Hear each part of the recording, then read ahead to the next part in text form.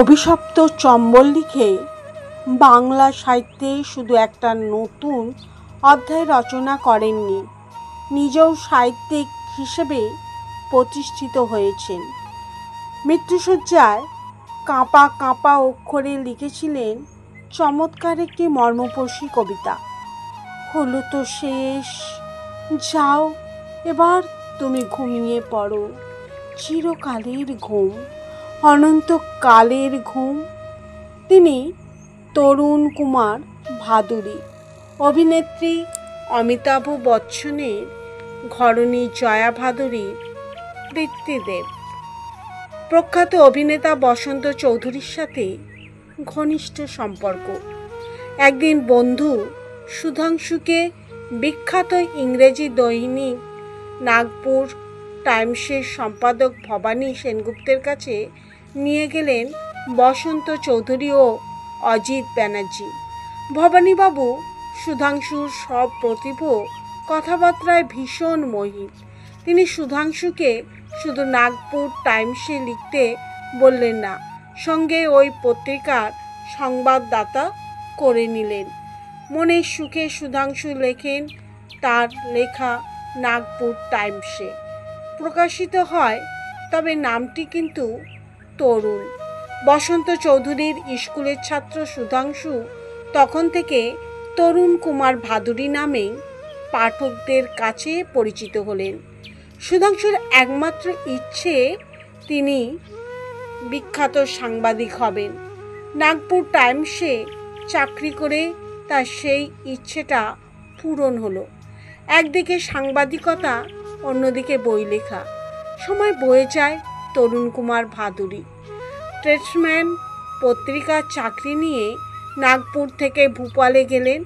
সেখানে গিয়ে চম্বল নিয়ে লেখা প্রকাশিত হওয়া মাত্র পাঠকদের মধ্যে প্রবল আলোড়ন তুলল। দেশ পত্রিকায় প্রকাশিত হলো অভিশপ্ত চম্বল।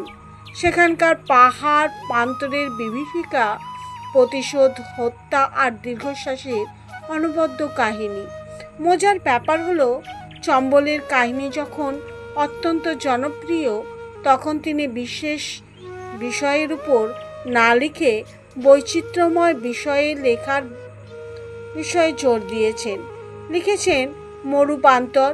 প্রকাশ হওয়া মাত্র পাঠক মহলে সমাদৃত হয়।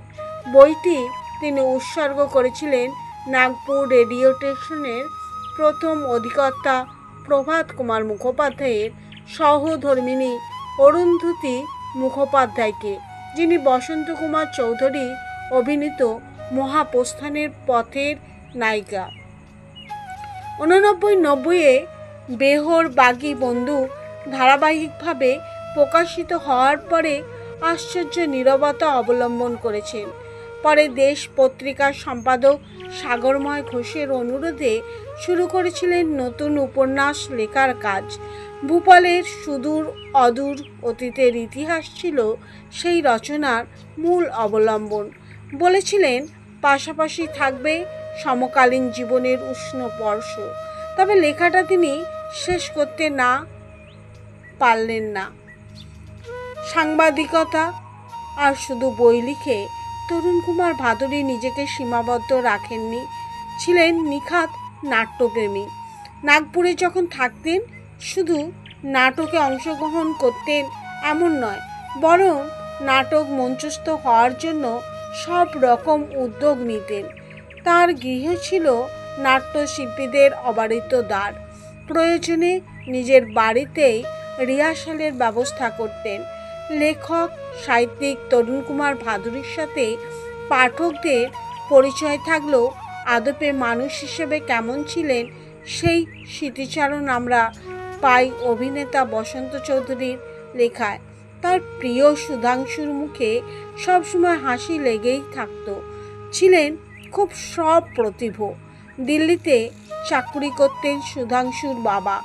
বন্ধুদের কাছে দিল্লির অনেক গল্প শোনাতো। বন্ধুরা সেই গল্প তাড়িয়ে তাড়িয়ে উপভোগ করতেন।